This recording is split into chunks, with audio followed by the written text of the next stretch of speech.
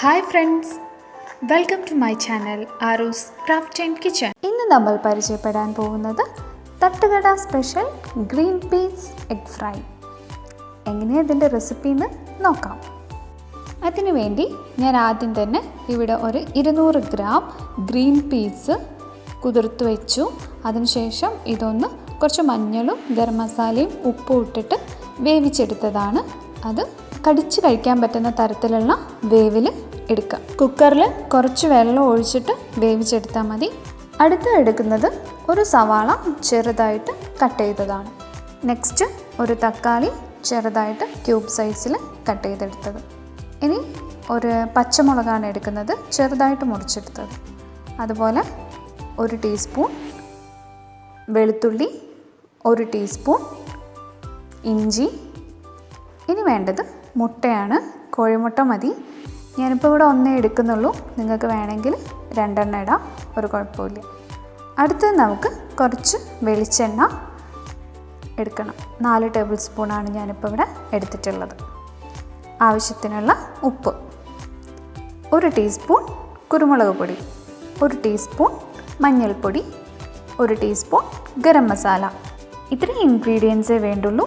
ഇനി നമുക്ക് എങ്ങനെയാണ് കുക്ക് ചെയ്യുന്നതെന്ന് നോക്കാം. സ്റ്റൗ കത്തിച്ചിട്ട് ഒരു പാത്രം സ്റ്റൗവിൽ വയ്ക്കുക. അതിലേക്ക് നമുക്ക് എടുത്തു വെച്ചിട്ടുള്ള വെളിച്ചെണ്ണ ഒഴിച്ചു കൊടുക്കാം. പിന്നെ അതൊന്ന് ചൂടായി വരുമ്പോഴേക്ക് ആ വെളിച്ചെണ്ണയിലേക്ക് നമുക്ക് പച്ചമുളക്, ഇഞ്ചി, വെളുത്തുള്ളി ഇത് ചെറുതായി മുറിച്ചത് ഇട്ട് കൊടുക്കാം. അതിനുശേഷം ഇതൊന്ന് നന്നായിട്ട് ഇളക്കിയെടുക്കുക. ഒന്ന് വാടിക്കഴിയുന്നത് വരെ നമ്മൾ വെയിറ്റ് ചെയ്യാം. ഇനി ഇതിലേക്ക് നമുക്ക് മുറിച്ച് വെച്ചിട്ടുള്ള സവാള ചേർത്ത് കൊടുക്കാം. ഈ സവാളയെ നന്നായിട്ട് വഴറ്റിയെടുക്കണം, നല്ല പോലെ വഴറ്റിയെടുക്കണം. അതിന് വേണ്ടിയിട്ട് നന്നായിട്ട് ഇളക്കി കൊടുക്കാം. സവാള ഇപ്പോൾ ഏകദേശം വെന്ത് വന്നിട്ടുണ്ട്. ഇനി നമുക്കിതിലേക്ക് തക്കാളി ചേർത്ത് കൊടുക്കാം.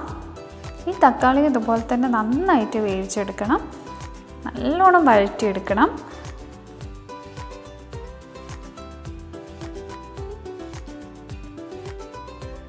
ഇനി നമുക്ക് കുറച്ച് നേരം ഒന്ന് മൂടി വെച്ചിട്ട് വേവിച്ചെടുക്കാം. ഇനി മൂടി തുറന്നിട്ട് നമുക്കിതൊന്ന് ഇളക്കി കൊടുക്കാം.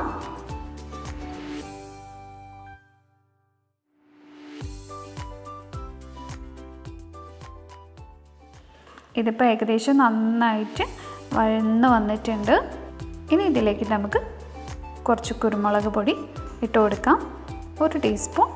ആവശ്യത്തിനുള്ള എരിവ്, നിങ്ങൾക്ക് എരിവ് കൂടുതൽ വേണമെങ്കിൽ കുരുമുളക് പൊടി കുറച്ചുകൂടി ഇട്ടോളൂ. ആവശ്യത്തിനുള്ള ഉപ്പ് ചേർത്ത് കൊടുക്കാം. 1 ടീസ്പൂൺ മഞ്ഞൾപ്പൊടി ചേർത്ത് കൊടുക്കാം. ഇനി ഗരം മസാലയാണ്, അതും 1 ടീസ്പൂൺ മതി. വേണമെങ്കിൽ ഒരു 1/4 ടീസ്പൂൺ കൂടെ അധികം ഇട്ട് കൊടുക്കാം. ഇനി നമുക്കിതെല്ലാം കൂടെ നന്നായിട്ടൊന്ന് മിക്സ് ചെയ്ത് ആ ഒരു പച്ചമണമൊക്കെ മാറുന്നത് വരെ ഒന്ന് വഴറ്റിയെടുക്കാം. ഇനി ഇതിലേക്ക് നമുക്ക് ഗ്രീൻ പീസ് വേവിച്ച് വെച്ചത് ഇട്ട് കൊടുക്കാം.